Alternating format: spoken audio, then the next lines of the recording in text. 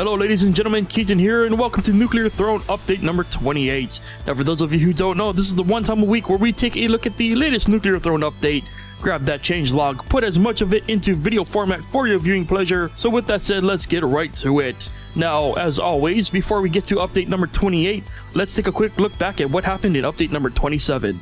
Now, the main attraction of update number 27 was the inclusion of a brand new enemy type called the Fire Salamander. Now, the Fire Salamander was pretty much a walking version of the Fire Turret, or to put it another way, a flamethrower enemy, basically, where it could shoot fire in 360 degrees. Also part of update number 27 was the improvement to Rebels allies. This change was in response to the community stating that they did not feel that Rebels ally AI was up to par, and so that was improved in update number 27. Also added in update number 27 was the inclusion of an update icon, and when you click that icon you would be presented with the latest features for that update.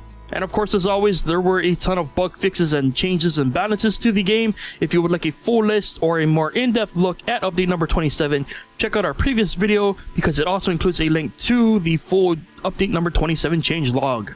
Now with that quick look out of the way, let's hop into update number 28. Now in update number 28, the main attraction this week would be the inclusion of a brand new chest called the IDPD Chest. Now this is a rare chest that will sometimes spawn in the world. I'm not sure if it overrides like another chest in the game. Unfortunately, I was only able to come across one chest in about an hour's worth of playtime, so it is pretty rare still, or my luck just is that bad. But essentially, the way I understand the IDPD chests currently work is they will give you a ton of ammo. I think it gives you ammo for every single ammo type in the game. But as awesome as that sounds, there's a major drawback to opening an IDPD chest. Expect to be invaded by a ton of IDPD. So it's likely you might see up to 8 IDPD, maybe more, depending on your RNG luck. So yes, IDPD chests, a brand new rare thing. I believe it's only ammo, but there could be weapons, I'm not sure. Again, I only found one in my entire playthrough. There could be different behaviors, but as far as I know right now, it'll give you ammo for every ammo type in the game, but it will spawn a ton of IDPD as a result. So be careful when you come across this chest. Now previously when you died, you simply got a game over screen with like your best kills and maybe a loop if you were lucky enough to loop, but you were never able to see which mutations you took. Good news, that has been changed this week. In the top right, as they always are presented, your mutations will stay even when you die, so you can see which mutations you took for that run and maybe learn to not take those mutations, or if those mutations actually served you well, you can write them down, and you know, it's just there for those who want that kind of information. So yeah. And finally, if you felt Crown Vaults, and I believe Venus is what this triple question mark is referring to, spoilers, those two areas in particular have had their ambient noises updated. So there you go, new ambient tracks have been added to the game in special areas. You'll have to go and seek them out yourself. So those are the new features for this week. Let's take a quick look at the fixes and changes for the week. Now headlining the changes this week is a pretty significant change to the game. Well, it depends, really. It's a change to the game nonetheless, and Vlambeer actually wants your thoughts on this. So if you do have thoughts, as always, head over to the Steam forums, or I don't know, maybe tweet them if they're looking for tweets. I don't know, it's probably better to do it in the Steam forum, but anyway, they're looking for feedback on this, so if you have any feedback, be sure to let them know. I should probably mention it first. Spawning has been changed somewhat. Now when you spawn in a world, if there are any walls nearby, they will be destroyed, which means you could essentially spawn in a spherical setup versus maybe, you know, like a 1x10 hallway. So this allows players a little more movability within the start of the level, and apparently this is significant enough where Vlambeer, as I said, want feedback. So again, if you feel you have an opinion on this, head over to the Steam forums and let them know what your opinion on that change so happens to be. And speaking of spawn changes, toxic barrels will no longer spawn right next to you, so no longer do you have to worry about a gassy welcoming. Yay. Now some focus was put on Big Dog this week. The first would be a change to the way that enemies spawn around Big Dog. according to the changelog, that has been lessened, so you should no longer be bombarded by as many bullets, but still probably a lot, just saying. And the other attention to Big Dog this week was a fix to apparently an error caused by dying during the Big Dog battle. Whatever that was, if you've experienced that, it should no longer be happening, so good on ya. Another thing regarding fixes this week, the incredible invincible/invisible bug that showed up last week has unfortunately been fixed. So hope you got in all your godlike-ish runs in, because you will no longer be able to play as the Invisimutant. That's what I call it. I don't know. Everyone has their own names for it.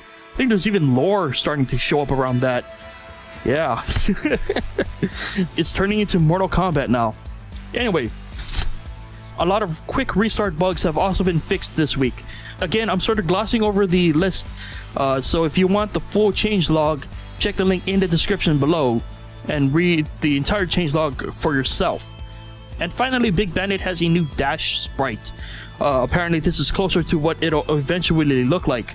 I can't exactly explain what Big Bandit looks like he's doing now, but I don't know, it looked like he was whipping his head back or something. I don't know, it's probably something much more in depth, but it's hard to tell what happens, because obviously you're trying not to die at the big ramming giant thing coming towards you. But for those of you who have eagle eyes, yeah, there's a new sprite for Big Dog's dash attack. Oh yeah, and the update icon that was introduced last week has been changed, so it looks a little nicer than, you know, the big question mark scribble. And that pretty much does it for the update this week. My opinion, real quick, the spawning thing I kind of like. I think it's going to help in places like the Frozen City, where you often spawn in a hallway. It's going to give you at least a little bit more of a fighting chance to all the bullet hell that occurs there, because sometimes when you spawn in a hallway, you're screwed and you have no real way to hide. And if you don't have a melee weapon or you're not Crystal, you have no way to deflect the projectiles coming your way. So the fact that the walls kind of destroy around you means that you have a bit of a more fighting chance in certain situations, and it just gives you overall more space to maneuver in, especially in places where you're expected to survive a lot of bullets. So I'm really happy about that. I'll quickly talk about the IDPD Chest as well.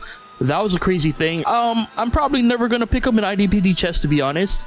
I'm desperate for ammo, but I don't know if I'm ever gonna be in the position where I'm gonna be like, okay, I'm gonna get a little bit of ammo, but I'm gonna have to take on an army of IDPD. I don't know if the trade-off is worth it right now. But again, I don't know if it's just ammo and maybe some higher tier weapons come out of some IDPD chests. I can't be certain, but from my first impressions, IDPD chests are cool in concept, but again, it's sort of like the whole rebel thing. I don't think the risk is worth the reward, you know? But I definitely have to play it more, so my opinion is very light right now. I can't really say much. And yeah, that's pretty much the update and my opinions in general this week.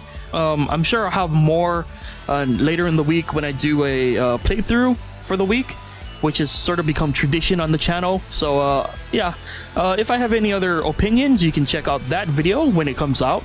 And yeah, in the meantime, I would love to know what you guys think of the IDPD chests, or anything to do with the updates, things you are looking forward to, things that have been removed or changed that you would wish would make a return, or features that you would wish get implemented. Anything on your mind Nuclear Throne related, leave it in the comment section and I'd love to read it. And I just gotta once again throw out a big props to Rami for really repping Tengu Drop on the development live stream. If you guys missed it, he rocked some Tengu Drop gear, and it was a pretty amazing thing to see. Unfortunately, I couldn't see it live because those live streams take place at like 1 or 2 a.m. my time, and I'm done for the day. But yeah, it was really cool to see. Really happy to see such a great developer, you know, showing support to the people, showing them support. It's a nice little circle of life we got going on. But yeah, that was update number 28. Sorry I went on a tangent there. If you would like to get this game yourself, or if you would like to learn more about it, head over to nuclearthrone.com. And as always, there's the Nuclear Throne wiki for all your metadata and all that other good stuff. And as always, Vlambeer, or the team working on Nuclear Throne, live stream development of different aspects of this game every Tuesday and Thursday. You can check them out at twitch.tv/Vlambeer. And if you subscribe to their channel on Twitch, which is like, I think it's $12 or the equivalent in your country, you will get a copy of the game. I believe it's a Steam copy. So yes, you will get a key for the game if you subscribe to their channel. And you also get access to some cool little Nuclear Throne icons as well. So win, win, win, win, win, win. Anyway, yes. So thank you for watching. Hope you enjoyed it. Hope it was informative. And I'll see you guys next time. Bye.